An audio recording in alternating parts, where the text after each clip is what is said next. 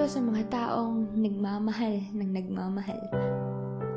Pero sila yung tumapos ng isang relasyon, hindi dahil sumusuko na, hindi dahil sa mahina sila, kundi dahil napapagod na. Pagod nang manatili sa taong una pa lang ay malinaw ng di ikaw ang pinili. At napapagod nang magmakaawa sa pag-ibig na ni minsan ay di binigay sa'yo. Yung kahit na anong gawin mo, mananatili kang mahina dahil pinili mong magpaalipin sa nararamdaman mo.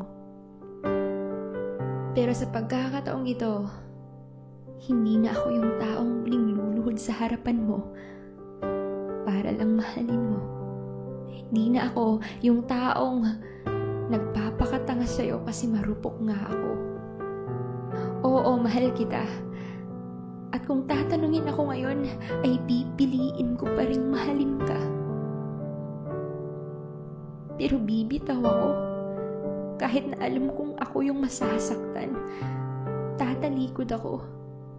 Kahit na ikaw pa ay nasa aking harapan, bibitaw na ako. Kahit nahawak mo pa ang mga kamay ko, kasi nakakapagod na. Nakakapagod ng magmukhang tanga. Kasalanan ko naman kasi talaga. Kasi di ko pinigilan ang nararamdaman ko para sa'yo.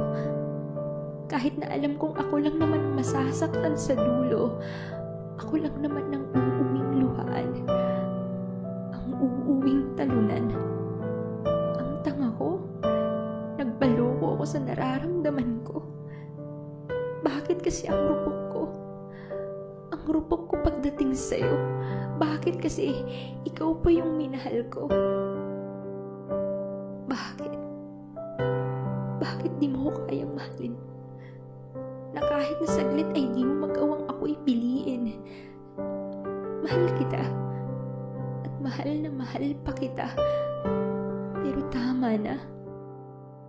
Kasi kahit ibibigay ko sa'yo ang lahat, alam kong di ako magiging sapat. Alam kong di ako ang karapat-dapat sa puso mo. Kasi di ako magpapasaya sa'yo. Kasi nga wala lang ako sa'yo. At kahit na sa isang segundo ay di mo magawang mahalin ako. Alam kong naaawa ka lang. Kaya ka nananatili sa tabi ko. Pero ramdam ko. Alam ko na pinipilit mo ang puso mong mahalin ako. Ramdam ko na nahihirapan kang makasama ako.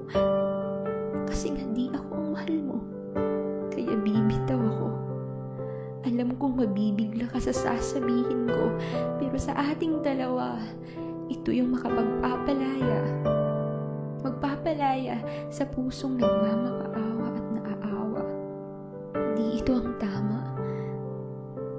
Kasi pareho tayong nahihirapan. Pareho tayong nasasaktan. Na sa tuwing kasama kita, hindi saya ang nararamdaman. Kaya mahal, tama na.